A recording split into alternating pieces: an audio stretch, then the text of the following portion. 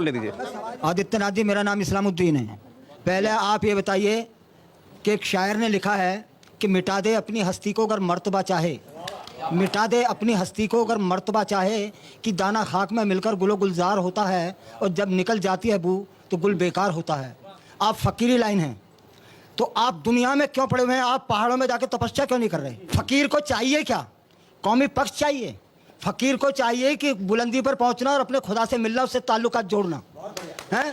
तुम जो ये द्वेष फैला रहे हो, ये जो राजनीति गंदी कर रहे हो, इस देश का बेड़ा गर्क करने पर तुलोगे नहीं। अभी मेरे 2-3 सवाल होंगे, एक जवाब ले लीजिए, जवाब ले लीजिए। मुझे लगता है इनको भारत के सन्यास का मतलब ही नहीं पता है अभी तक। बुद्ध ज्ञान प्राप्त होने के बाद अपने जीवन के 46 वर्ष लोक कल्याण के लिए समर्पित करते हैं। इस देश के अंदर ऋषि परंपरा राष्ट्रीयता के लिए समर्पित रही है और हम भी भारत की राष्ट्रीयता को समर्पित होकर के राजनीति को एक मंच बना करके कार्य कर रहे हैं, जहां पर भारतीय राष्ट्रीयता का गला दबाने का कार्य हो रहा है। उन गला दबाने वालों को दरकिनार करने के लिए उस मंच के रूप में हम लोगों ने इस राजनीति को स्वीकार किया है।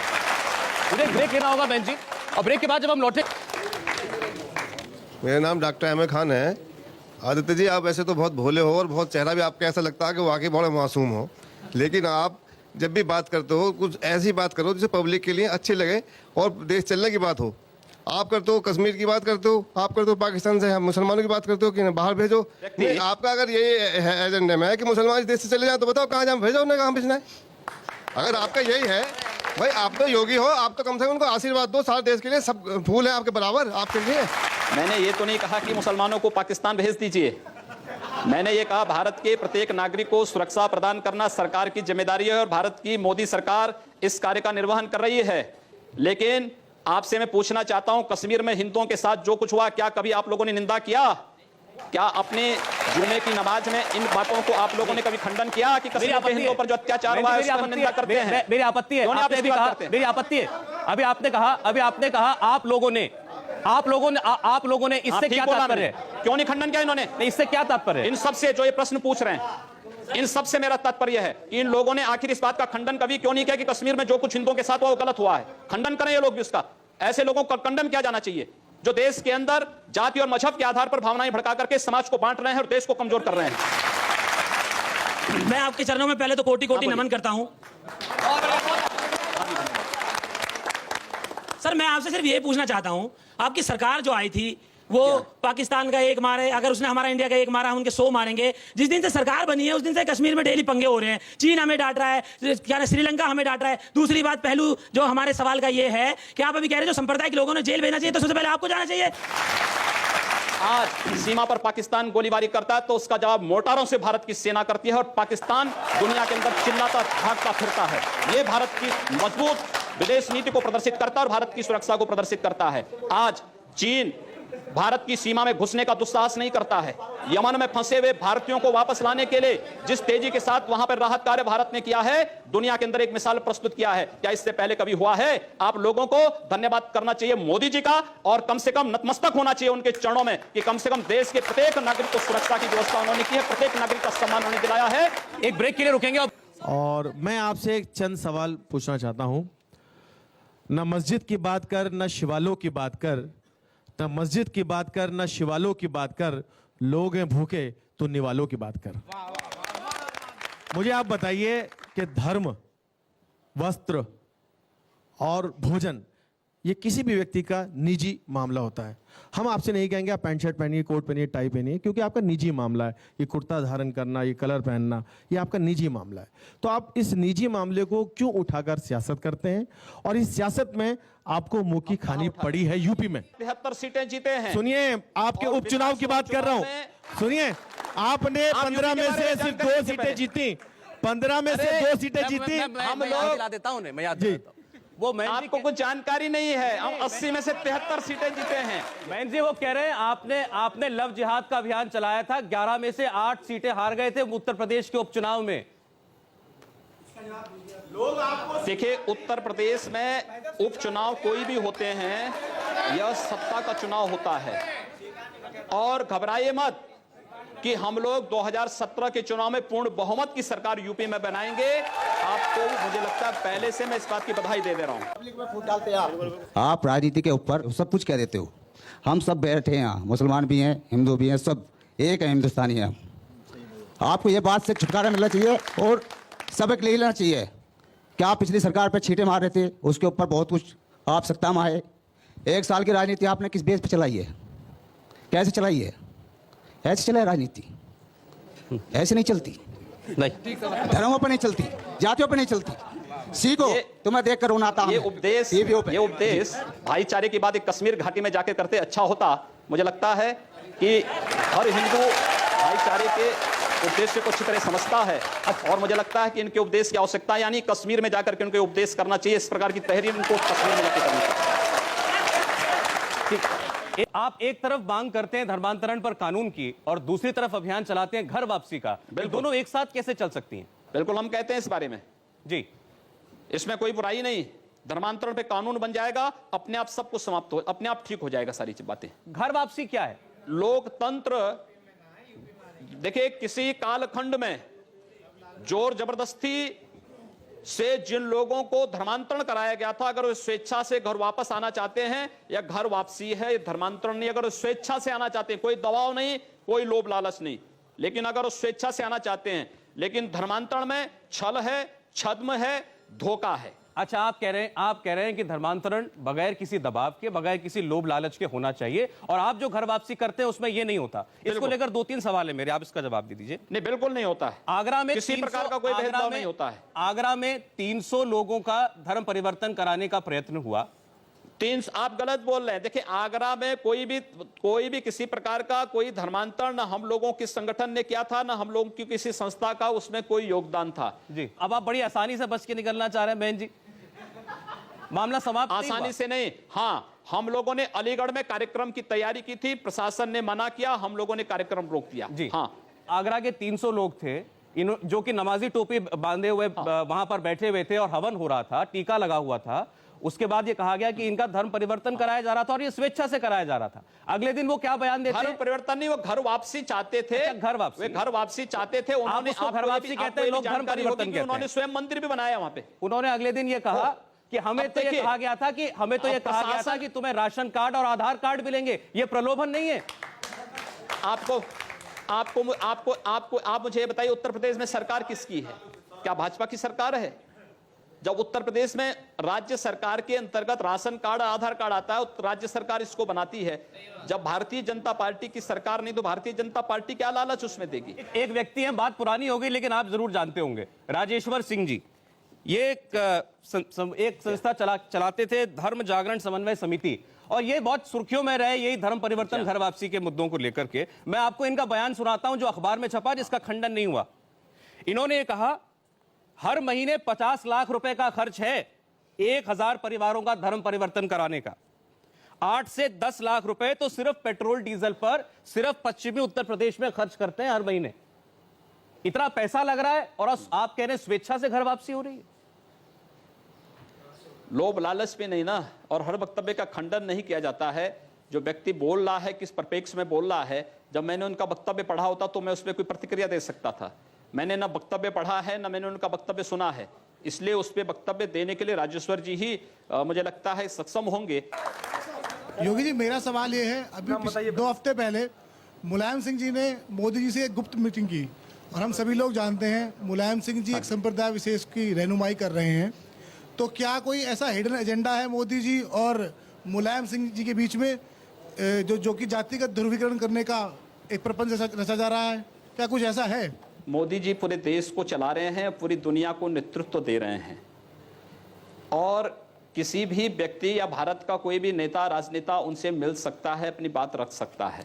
मुझे लगता है कि भारतीय राजनीति का सबसे अविश्वसनीय चेहरा है श्री मुलायम सिंह यादव का, और इसलिए मुझे लगता है कि मुलायम सिंह के साथ कम से कम हम लोगों का कोई हिडन एजेंडा नहीं हो सकता है, कोई गुप्त एजेंडा नहीं हो सकता है।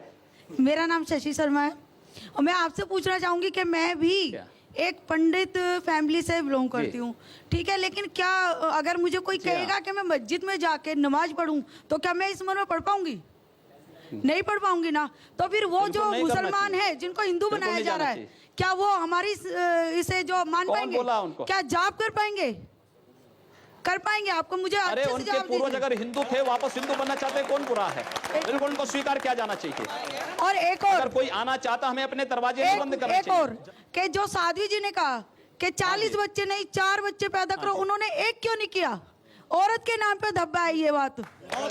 मुझे लगता है कि आपको भारत की संत परंपरा और ऋषि परंपरा की जानकारी नहीं है, और उसके बारे में पहले जानकारी ले लीजिए और तब जाके वक्तव्य देती तो अच्छा रहता।